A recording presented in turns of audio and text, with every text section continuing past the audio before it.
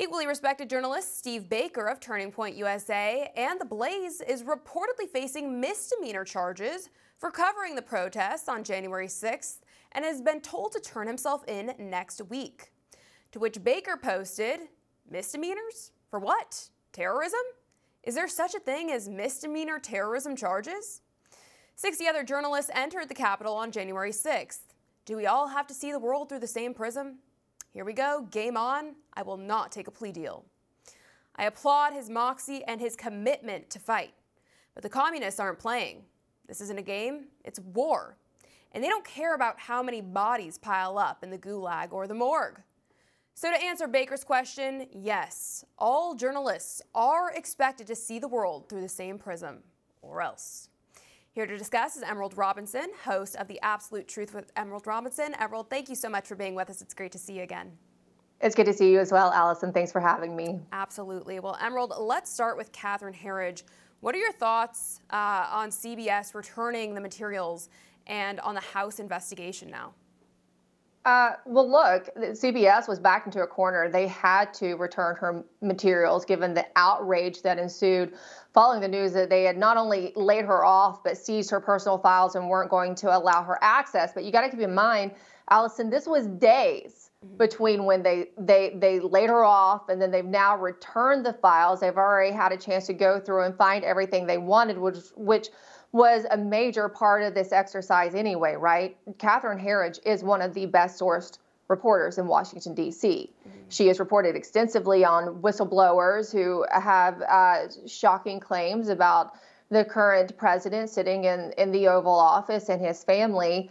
And they needed to know who she was talking to. I think it'll be important for us to watch what kind of fallout there might be after this, say targeting of sources. We might not necessarily know, but I would be watching out for stories where we might hear of potential sources for her being targeted. I would think there's probably going to be some kind of consequences for some of the people that she was talking to, because that's essentially what they wanted to know. And they got to find that out. Now, it'll be interesting also to see if Catherine gets any answers, to see who was looking at her files. I would suspect that there's probably some intel who had access to her files thanks to CBS. Yeah, absolutely. I mean, I love that they demanded to know who copied and or forensically evaluated the materials, because I suspect they probably did.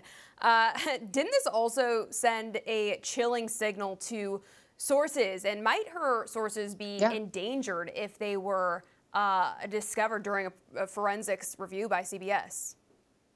Absolutely. I'm sure there was probably some panicked phone calls or signal chats to Catherine Herridge on her personal phone, which she maintained access to, because there are going to be some people who spoke with her, would be assured that it was off the record and that it was just part of her privileged information that she only personally had access to.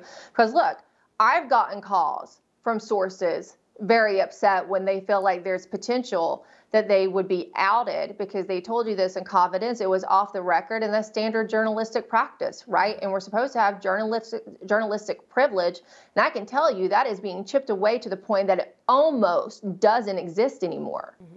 Yeah, I think that's so true and so sad to see what's happening in our country as far as that's concerned. Now, SAG-AFTRA has reiterated their demand for the press shield law, but Emerald, doesn't that already exist under the Constitution? It does. It does. And I think with a lot of these civil lawsuits that are going on as well with the defamation cases, and I talked about this a little bit when I joined In Focus on Friday. They're so far-reaching. They're so extensive and vague that it's just against any journalistic privilege that we've ever thought we were supposed to enjoy in the past. So there's supposed to be these protections in place. There's already supposed to be, it's just like whistleblower protections, right? They're supposed to exist, but you see time and time again, especially with the latest round of whistleblowers that came out since just before the 2022 midterms, they've suffered serious consequences. Their families have suffered because they had the courage to share the truth. And yet somehow it seems that the whistleblower protections don't apply to them. For all our viewers asking where One America News is heading in the future, we would like to introduce you to OAN Live. OAN Live is the best way to stay up to date on all of the hard-hitting, straight-shooting, national and international headlines.